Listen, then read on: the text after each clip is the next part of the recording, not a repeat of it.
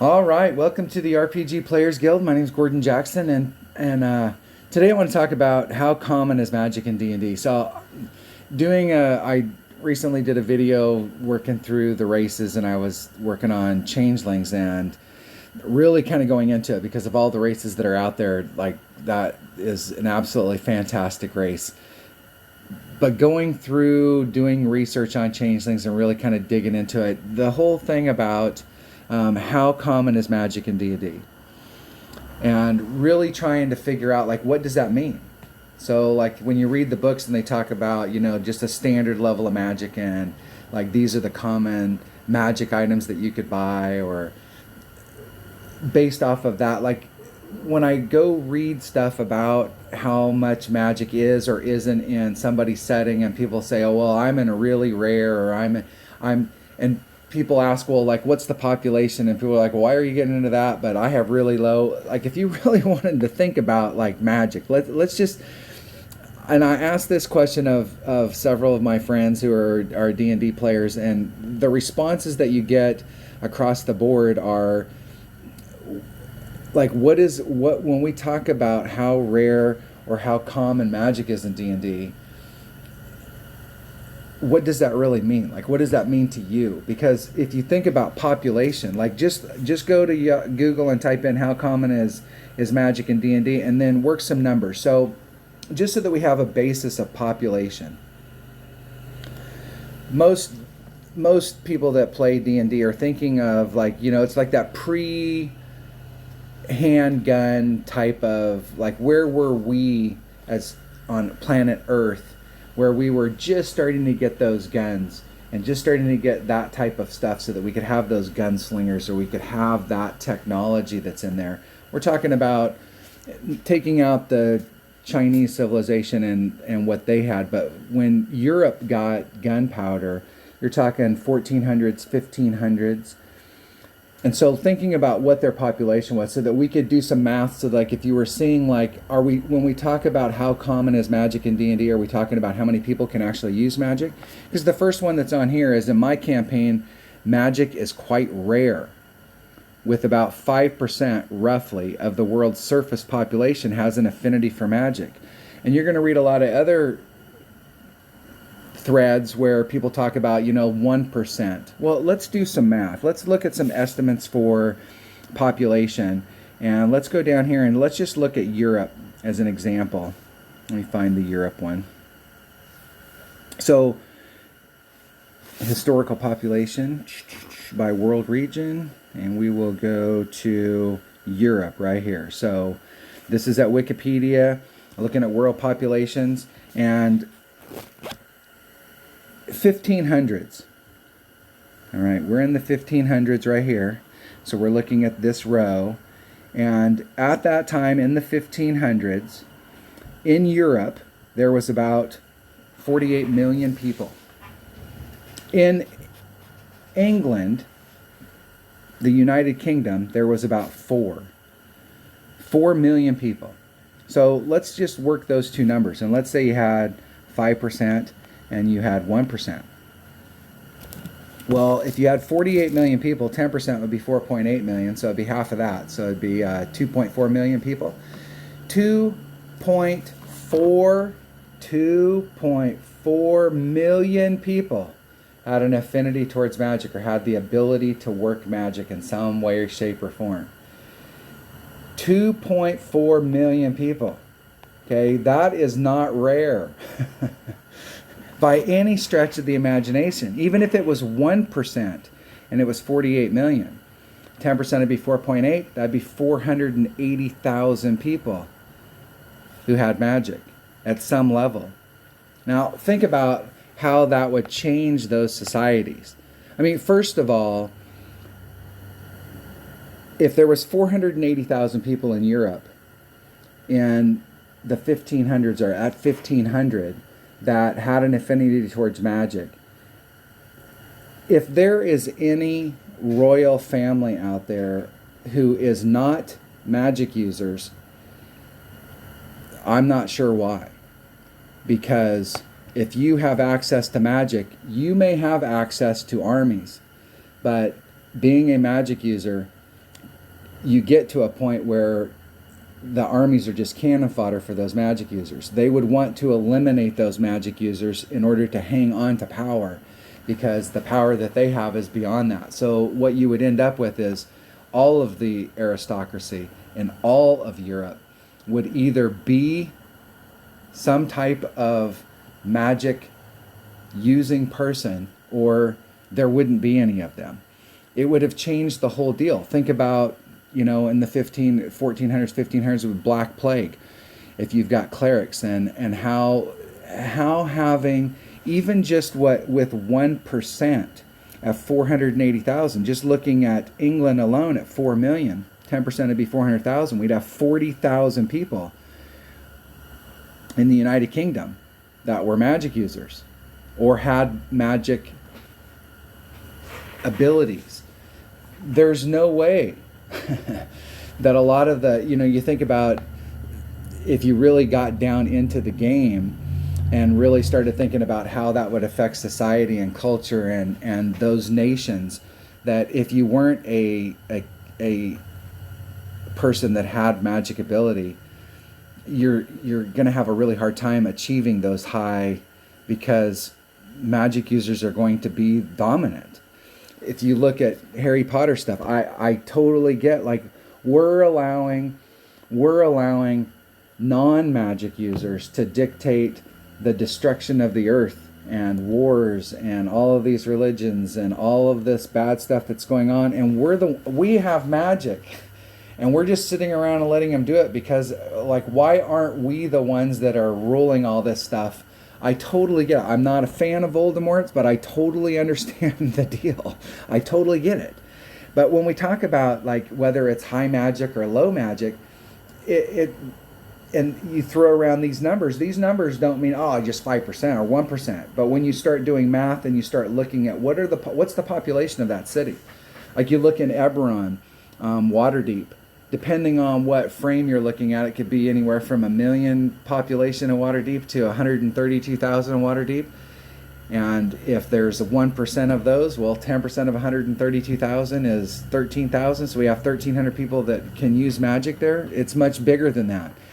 A lot of people look at Eberron, as just using it as an example, because most of the magic that's in Eberron is up to about third level spells. And it's not third level casting. You're not a third level caster. You're actually casting third level spells. Anything above third level is really hard to find. You may be able to get to third level relatively, being able to cast where you're in that 5th or 6th level. If you were a wizard, you could cast those third level spells. You may get to 7th and 8th and 9th level as a wizard, but trying to find 4th level spells is going to be why you're out adventuring, because you're not going to find them in any store. You're only going to find them in some ancient text buried in some tomb somewhere, trying to gain more of that knowledge, because that stuff is earth-shaking if you can throw those types of spells. But magic is everywhere. Everybody knows about it. So when we're talking, like, is it a low-level magic setting or a high-level magic setting? Are we talking about how much people know about it or how rare that individual is?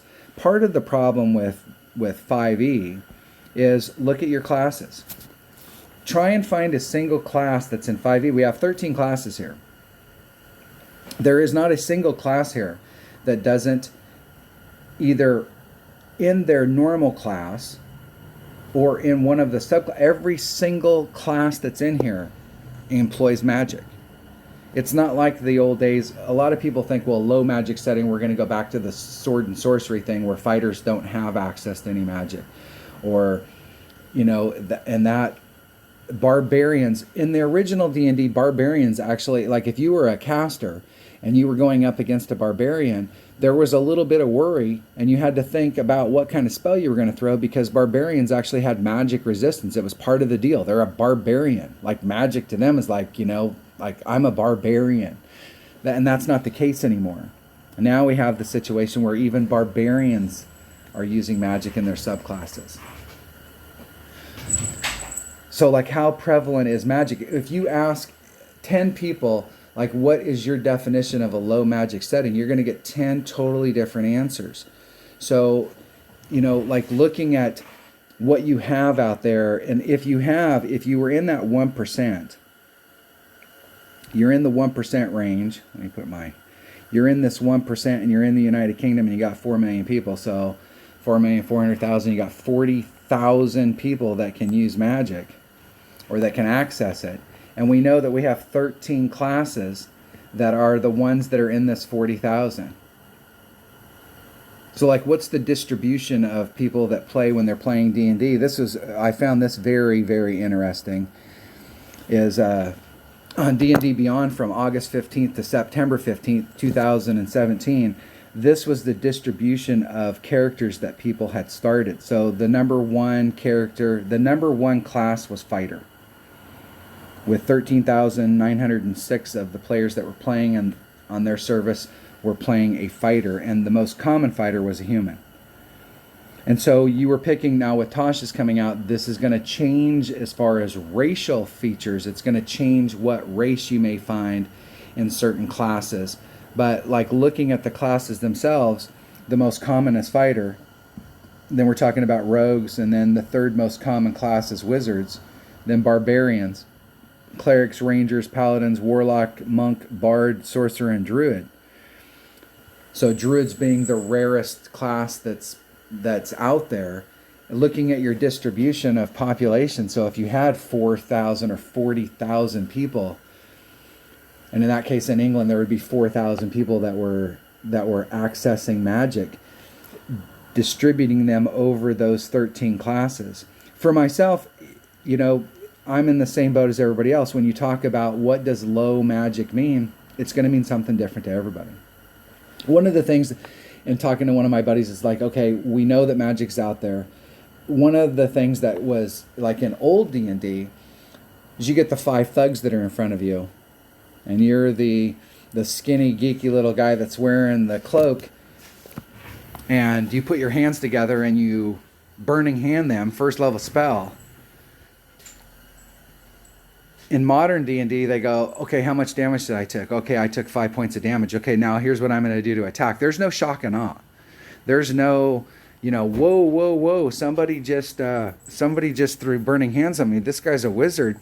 That's super rare. Like, oh my gosh. There's no morale check. There's no, like, how many of them run away, or do any of them get scared from it? Maybe if you were dealing with people that were a little bit more experienced and had a higher level, they're going to have run into wizards and they're going to know a little bit more about it. But the way that the game is played is that everything's known. Everybody knows, hey, oh yeah, oh, it's just I just got hit by a burning hands, no big deal. Or hey, the guy threw fireball and I survived it, so here's what I'm going to do. This is my attack. It's immediate. There's none of that, okay, you were standing in front of this guy and you guys are all set to go, and all of a sudden he throws fireball and there's no shock and awe. It's just expected. I would say that if that's the way it is, then I guess it's high magic.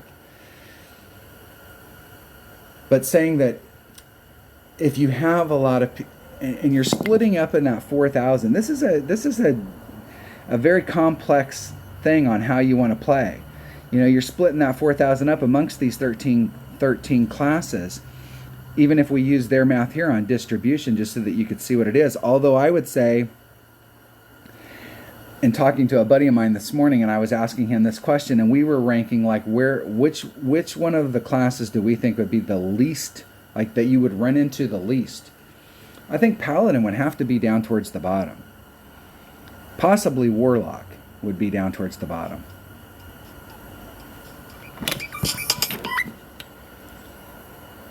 Definitely up towards the top would be Fighter. One of the classes that I think would be problematic, that you would run into situations, is Cleric. Like, where does Cleric fall into the deal? And how do clerics fit into the church? Because you're not a priest. And so when we start talking about religions or pantheons and you've got a church, there's a hierarchy in that church and everybody has a place. You come strolling into town and you're a cleric for that god, and you can heal people. Maybe the church can only do that stuff when they all get together and they do a mass ritual and they're really trying to work on it, and it's something that's special for the church when they can do that. That's why people go there. They've got holy water. They can do certain things. But like healing people just out of the blue is like a magical thing. I mean, that's a wondrous thing. The town's all sick and the church is having a hard time dealing with it, and some cleric comes into town. How are you viewed by the church? We tend to think it would be all like hunky-dory, but the church may not like the fact that they don't have control over you when you're in there. Like, how does low magic, high magic, how does that work in your society? I tend to, and in the campaign that I'm playing in right now, we don't really try and define magic as being high magic or low magic. There's kind of a separation. There's the normal man,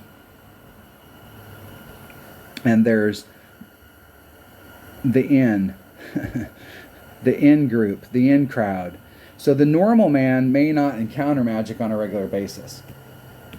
But the in crowd, if you are one of those, then you're going to end up in circles more often, and you're going to encounter people with magic more often. You're going to identify that in them, or you're going to be encountering them more often because you're in that in group.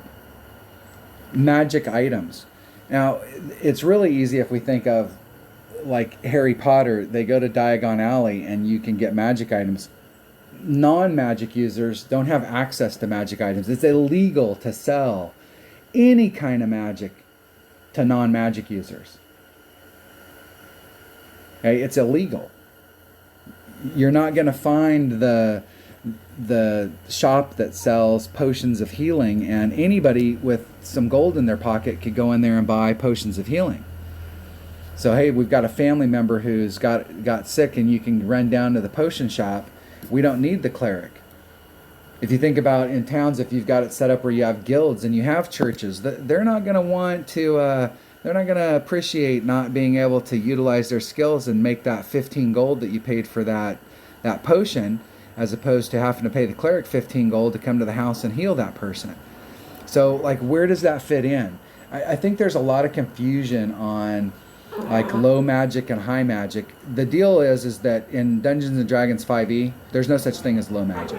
You can say whatever you want and do whatever you want, but look at every single class that's in there. Yo, bro, it's my dog Buster. He's wanting to play. Every class has magic. There is no such thing anymore as a non-magic class. I saw a lot of stuff where, like, one of the responses, it was like, well, if you're playing low magic, it's all about the wizard. Like, well, you could play low magic and you could really make those wizards have to really stick to the guns on material components, on spells, and really force them to have those material components and have to go out and find them. And they're not going to find those material components at every shop. They're going to have to go find that special horn or that special plant or that special deal. Let's just take wizards completely out of the deal. Every other class has got magic. So making it harder on wizards is not going to suddenly make it low magic. I mean, it's just not going to happen. Because every class has magic. Every class has access to magic abilities. So it's like whether the common man has access to those magic abilities, and that shopkeeper that runs the jewelry shop is a third level wizard, and they use that stuff to help them when they're making their jewelry, or they've got that ability. How often are you going to run into the common man that has it? How much access do the common people have to getting magical items? In the campaign that I'm in, it's dang near impossible to get magical items. Some utility magical items, and I think mainly for my DM, it's for convenience, is like bags of holding. Those are, you can come across some of those types of items that are made for the magical community, but they're super expensive. I've read some articles about in Xanathars where they talk about, making potions or making spell scrolls and like how much time it would take. And I saw a lot of people complaining that, hey, it was just way too expensive for 250,000 gold for a wish spell. Are you kidding me? Number one, a wish spell would be, in my mind, would be a king's ransom. I mean, it would be like you're going to have to go kill that red dragon that's 1,000 years old and steal their entire treasure trove, hoard, in order to get a wish spell. I mean, you'd have a better chance going out and finding a genie than you would being able to get some wizard to get you a spell scroll. You know, but saying that in D&D stuff is low magic or high magic really comes down to two things. Do you have any kind of shock and awe in your game where a cleric comes into a town and heals somebody? Think about in our society, if somebody set up a tent somewhere, and not these charlatans that do on all the stuff, but like literally could heal you. Would the people in that village set up a shrine to you because like he came in and he healed Joe? And while he was here, he healed the whole town, the whole village. You know, in some cases, for some classes, I think a lot of campaigns they would go, you know, like this adventuring group came into town and one of the members was a cleric and we were having a problem. We were having two problems. We were having a famine, and this famine caused us to have this going on, and the cleric healed a bunch of stuff, and the druid came in and he helped us with our crops in our field and helped us get past our famine. And so that is a big deal. There was some shock and awe that was there. But yet when a spellcasting class like a wizard throws Burning Hands or Fireball, while it may be devastating, people are like, okay, how much damage did I take from that? Okay, now what I do is I pull out my sword and I'm going to attack them. There's no shock and awe value at all. How easy can you access magic items in your game? Are those magic items just like old? Like it's easy to find stuff like Eberron. It's easy to find stuff up to third level spells. But if you're going beyond that, then it's very difficult. That is really a high level magic game. They have flying ships, they have monorails, they have all kinds of stuff going on that can just do day-to-day life. Thinking about what you could do, like right now as a human being, what you could do on planet Earth if you just had mending, prestidigitation, and just a few of the cantrips that are out there. Like what kind of things could you do and accomplish if you just had a few of those? Like where you would sit in society. Those would be miracles that you could do those things. But yet in the game, in almost every game, those aren't miracles. So I would say that all of D&D is high fantasy, it's high magic. It's pervasive. And so the people that you run into, almost all of the powerful people that you run into are going to be some type of magic wielder. And any group or any family that aren't, the only reason that they would have power over the ones that are is because the ones that are allowing them to have power on it. You're going to find a lot more people that are going to feel like Voldemort or Grindelwald, that are going to go, why are we basically hiding in the shadows when these idiots out here and letting these guys out here do their thing? So really, when you think about, like, it is a very complex subject, talking about whether or not campaigns are high magic or low magic. What does that really mean? And so if you're a world builder especially, and you're playing in your own setting using this, first of all the classes are basically, you can count them as casters. And a lot of people want to make wizards as hey, we need to make it tougher on wizards. All classes have access to magic. If you took wizards completely out of your game and said, hey, that's a class you can't play, how much is that really, how many problems is that really going to solve in your game? Or, does that suddenly make your game like low magic because we've taken out wizards? No, because you still have sorcerers and you still have warlocks and you still have clerics and you still have druids. So we're going to take all of the casters out and we're only going to play martial classes. Well, all of the martial classes have access to magic. So, if you're going to go like, hey, we're playing a low level, then you may have to go back to original D&D where you're playing those classes where fighters were fighters. And thieves were thieves, and assassins were assassins, and they didn't have, the only way that they had access to magic is if they had magic items. And so if they wanted that disguised self, then they had to get that hat of disguise, or they had to get that magic item that gave them that ability. Then it begs the question of, where did those magic items come from if we have low magic in the deal? And how expensive are they?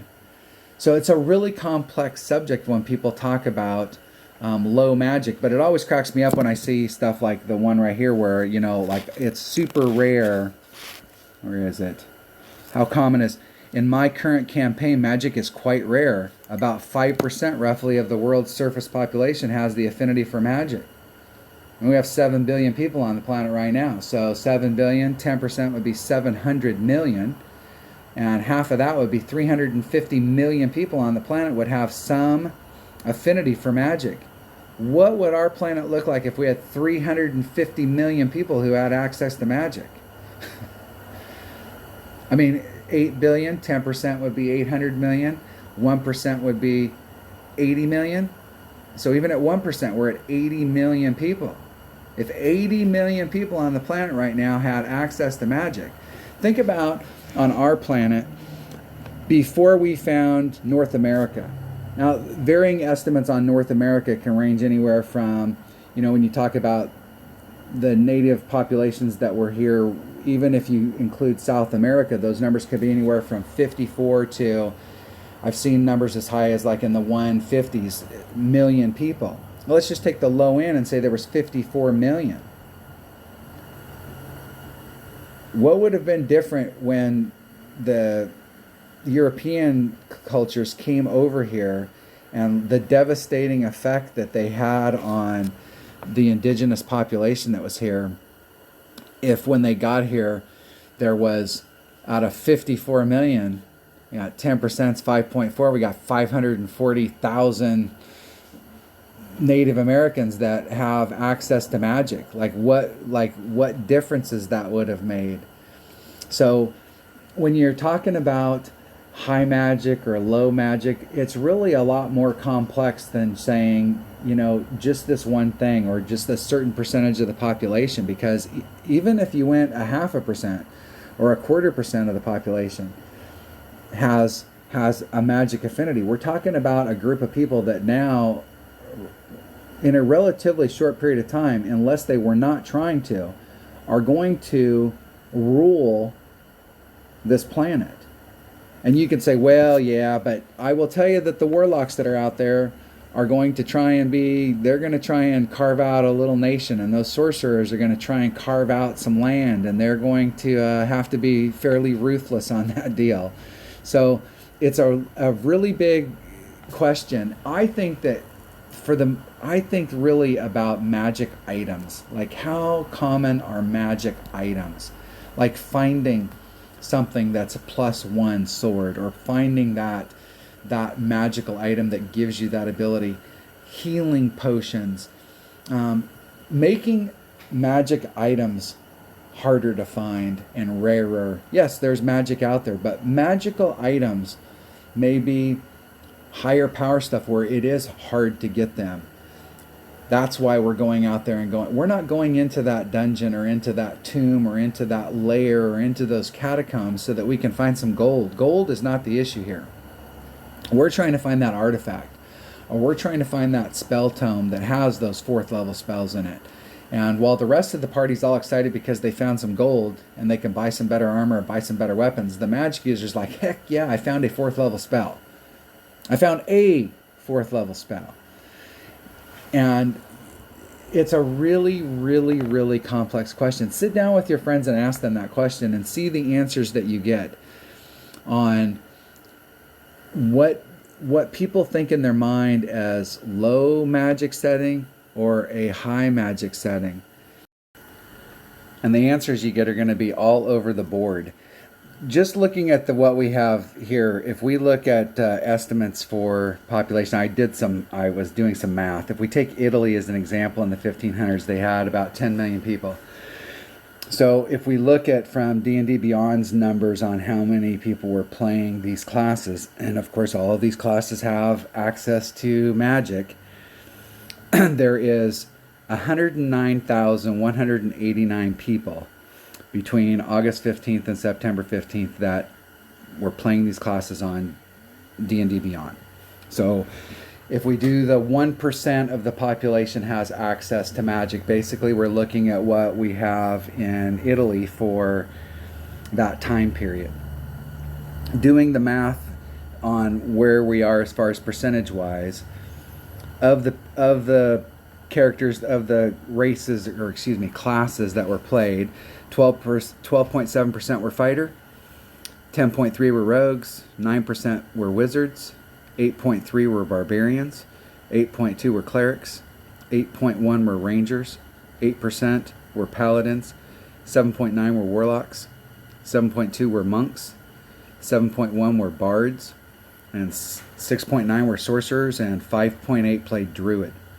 So if you did a distribution and you were playing in that, just going off of this right here so that we have some numbers, that's kind of the distribution that you would have had in Italy during the 1500s with the players that were playing there, and what kind of effect they would have had on the rest of the population. So we've got 9,900,000 people that don't have access to magic. How would that 100,000 have affected them? Now, a lot of it, they may not see in the bard. They know that bard's awesome, but they don't really recognize why. Maybe the fighter doesn't show their stuff when they're in town, and they don't see some of that magical effect. Whereas with some of the pure spellcasters, they may see that effect more. Druids and clerics would be in high demand back in those days because it was so, farming and feeding people was such a big deal, and staying healthy and not having access to the medical stuff that we have now. Those would have been really big. But where would that put you? Maybe you run, and I don't know that there's enough of it in the game where we're actually as the players doing the world building, where we're doing the Age of Empires, and we're trying to carve out a nation, and we're trying to use our abilities, which the common man doesn't have, to become those next royals or to dominate that industry, or how that plays out. There is a ton of stuff that you could play out when, if you were looking at it, I suppose if you were saying, hey, it's a low magic, the only people that have magic are ones that are playing the player character classes, and that the average man doesn't have access to those because they don't have any affinity towards magic. Not everybody's going to be able to do that. It doesn't matter how tough or how strong that one individual is, they're just never going to have any affinity towards magic. What kind of games you could have there. So I suppose if you wanted to do low magic, you could look at it that way, where like, this is the percentage of people that have magic, and what are you guys doing in the world? Are you allowing them to run the world and you're just playing in it under their rules, or are you trying to set the rules and make them play under your rules? There's a lot of stuff that you could do with it, but I think that this is a huge complex question that doesn't have just a simple answer of, well, only 1% of the people in my campaign have magic, so it's low magic. That number doesn't pan out. If you think back in the day, like Merlin, and there was very few, but evidently there must have been a lot of witches in the old days, because they burned a lot of women at the stake, calling them witches. How does that stuff work? We don't play. When we think of wars in the past, how many wars have been fought on this planet based off of religion? And you think about how that plays out in the game, and some of the classes we have here are definitely attached to the divine, with cleric and paladin just off the top, and warlock being kind of on the other end of that scale. There is a lot of stuff that we could do regardless of whether it's high or low magic, but I don't think that there's like one answer for what high or low magic is. But I know that saying that a percentage makes it low, I don't see that as being right. And I don't see a lot of the, like I said earlier, a lot of the stuff that I watched was talking about, let's make it harder on wizards. to use their magic so that that'll make it low magic. That's not going to work when everybody else can do it. Another thing about wizards, that if you don't play wizards all the time, if you're a cleric, when you're looking at your base scores, when you're looking at the domains that you pick, so choose one domain. When you get to and when you get your domain spells don't count against the number of spells that you can prepare each day. A lot of these classes have tons of spells that you can cast at will, just because you're in that subclass or because you have that. That's something that wizards don't have. Like, I have a wizard who is in the School of Theurgy, which allows my wizard to choose a cleric domain. Any cleric who is in the Forge domain automatically gets these spells as they go through level. They can use Identify and Searing Smite and Heat Metal and Magic Weapon. They can use those at will once a day without using up a slot. But as a wizard, you can't do any of that stuff. So you can't just take wizard out. You can't make wizard weaker. And you can't really look at it from a population base. The reality is that all Dungeons and Dragons is at some level high magic. And how the lowness may come from accessing higher level magic or getting magic items. But it's a very complex problem that doesn't just have a simple do this and then you're in low magic, or do that and you're in high magic. And a lot of campaigns that say that we only have, like when we talked about Eberron earlier, just because it only gives you access to third level spells doesn't mean that it's low magic. Look at the stuff that you can do if you could cast only third level spells. Right? How many first level spells do you really want to have in your spell book? All of them. You want to have access to all of them because, given the circumstance, all of them can be great spells depending on where you're at and what you're doing. All right, that was I'm not trying to rant on it, but just kind of going through, and I was going through the races and I was looking at changelings and really seeing how you could play a changeling and looking at what they have in the game for changelings. And then a whole bunch of it really deals with how much magic is in society and how easy it is to identify a changeling. I really started looking at that so that I could get a better feel for how you could play a changeling. I started doing research on low magic and high magic, and it's not an easy subject that just has one answer. All right, thanks for watching. If you like the video, hit subscribe. I really like comments. If you have comments on it, let's talk. This is another one of those subjects that we can talk about and really kind of explore a little bit to see how other people play the deal. But really, in my mind, D&D 5e is all high magic, and primarily just because every single class has access to magic. There is no more everybody can cast spells now if you pick the right feat. So everybody can be a caster. So that's my opinion, and but I really want to know more about what people think about it, because I think every single person that remarks or comments is going to have a totally different take on it. Thanks for watching. Like the video, hit like. If you want to get notifications, ring the bell. Thanks for watching.